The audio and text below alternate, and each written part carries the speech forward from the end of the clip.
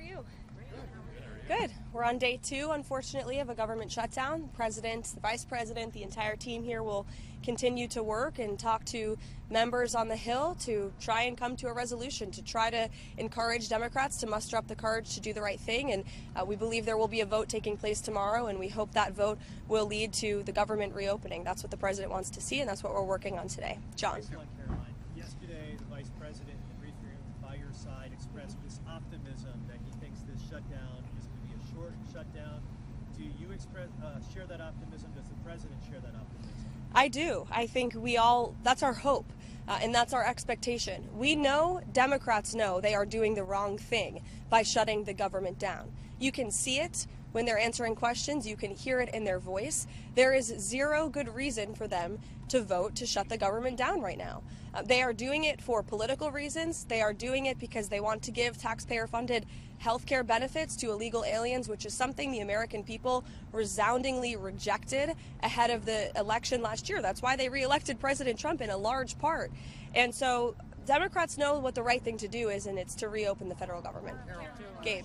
Caroline, should PRs check immigration status before treating a dying patient? I'm sorry? Should PRs check for immigration status before treating a dying patient? That's probably not a question for me to answer. I think that's a question for healthcare professionals and legal experts to answer. You understand why I'm asking you? Because Republicans have been saying that Democrats want to give these benefits to undocumented immigrants, even though it's against the law for them to get these benefits. Let me ask you, do you think that illegal aliens should receive Medicaid benefits? Medicaid benefits that go to the most vulnerable people in our country. That Medicaid benefits that were designed to help low-income families and Americans in our country. And what the Biden administration did, Gabe, is they allowed tens of millions of illegal aliens from all over the world to come into our country, yes, and they paroled them into the system. And you cover immigration, and you know well, it was a complete abuse of our immigration system. And they slapped a Band-Aid on these illegals. They called it temporary protective status. And then they allowed those illegals from all over the world to get free benefits. And you know who would like free benefits? Hardworking Americans who work their butts off every day, who are living paycheck to paycheck because of the Biden-induced inflation crisis.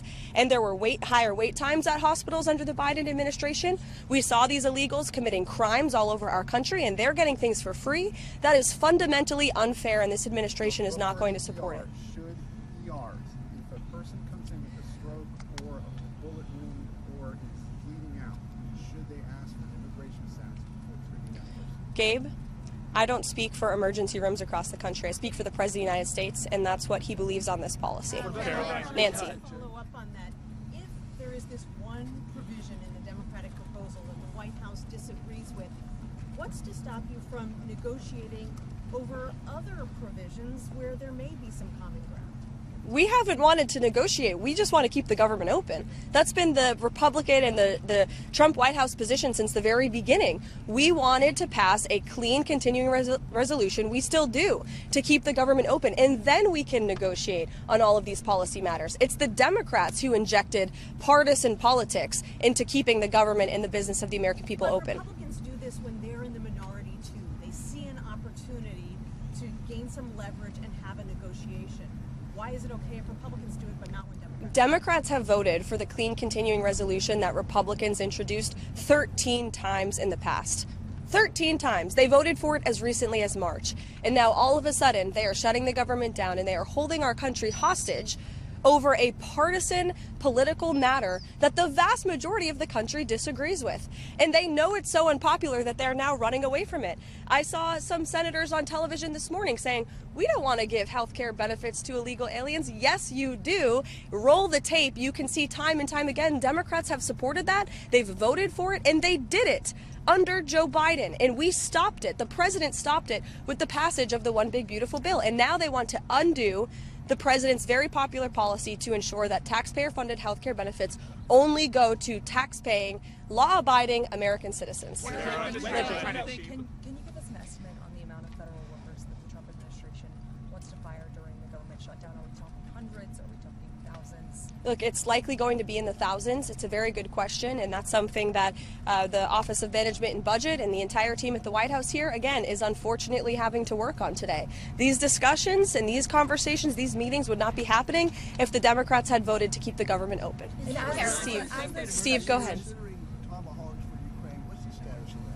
Look, I'll let the president speak on that. As you know, he has made it very clear he wants this war to end, but he has also said if both sides aren't serious about ending the war, the United States of America will continue to sell weapons to NATO, and NATO can use those weapons however they want with respect to Ukraine. Karoline, the president said today he's meeting with the budget chief, Russ Vought, to talk about which Democrat agencies he recommends be cut. What agencies are on the table for that conversation? Those conversations are taking place today. I won't prejudge them. I won't get ahead of them. Even anything that's potentially considered right now. When he says Democrat agencies, what is he referring to in the federal government? Look, we're going to look at agencies that don't align with the administration's values, that we feel are a waste of the taxpayer dollar.